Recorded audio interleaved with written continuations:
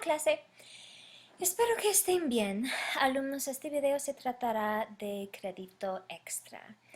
This is just another short course orienting or program orienting video about one way that you can receive extra credit in just about any Spanish class that you're taking right now. And it's by making use of the library resource called Tumblebooks. Tumblebooks is an ebook resource that you may or may not be familiar with. It's actually geared toward middle and lower grades, but it's really useful for anyone learning a second language. It's a great ESL tool, it's a great tool for those of us who are learning Spanish. They even have French on the website, so I think you'll like it. It's a lot of fun. Like I said, it is geared more towards children, but kids' books, picture books are a great way to expand your vocabulary. The narrators, there are a few different narrators. Two of them I like a lot, one of them I'm not crazy about. But for the most part, you'll be exposed to some good ear training. You can practice your listening skills. So go ahead and go to your course webpage. The one that I have up right now is for Intermediate Spanish 1. It's from fall 2016, but you'll find this resource in just about the same place on every Moodle page. Down at the bottom, you'll see a block that says Crédito Extra, and here's where you'll find information about all the different ways that you can earn extra credit this semester. These are definitely tools that are going to benefit you whether or not you need extra credit. So consider taking advantage of them, even if you know you're not going to use the extra credit or need the extra credit. So here there are two links for Tumblebooks. One is to take you to the ebooks themselves. One is to take you to the book report form that you'll need to fill out in order to get the extra credit that you've earned by watching or taking advantage of the ebook, listening to, watching the ebook. So when you click here, it is typically going to give you a little, oh there it is, a little pop-up window. And this is from the Northwestern Library website. When you click Tumblebook Library, which is what you want, you may or may not have to sign in again using your Northwestern credentials. Kind of depends on how long ago you logged into the Moodle site. So we'll see what it does for me. But if I do have to put in my credentials, and I didn't, it would be KM Cronin and then my Northwestern password, the same password that I use to access the Rock and the Moodle site. So you'll see the instructions here say, follow the Tumblebooks link, change page to Spanish. So on this page, at the very top, it says idioma, español. And actually it seems to remember the last book that I was looking at. But here's what you'll probably see when you enter the site. And if you're using a mobile device, it'll look a little bit different and you'll have to dig a little bit deeper to find the Spanish books, but they're still there. You'll probably have to go to language learning or something. But if you're on a computer, you can just go Español, and it'll have libros de cuentos, which is probably where you want to start. Libros de audio are also, these are mostly classics, but obviously just for listening. There aren't pictures to go along with the story. They're usually longer. There are videos which William thinks are hilarious. They're educational videos.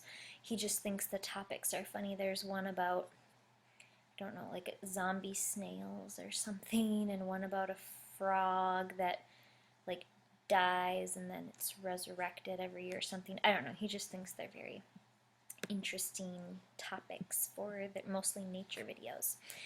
And then there are some other tabs as well that you might find interesting. So here are the picture books, and you just pick one that is interesting to you And when you click Véalo en línea, you'll hear the same, here it is, the same song, no matter what the story is. It's very upbeat tune, so even if it's a story about a funeral, this is the song. Esta es la historia de Mariama. And then there's the Mi narration. abuela, And as la aldea, the narrator is Fulacunda, saying the words, una niña they're a la que un highlighted día on the sus screen padres for le you, dijeron and that'll make it que iba a easier hacer for un you to viaje follow a un along país if you're muy not lejano. very advanced Mi in your papá ear training.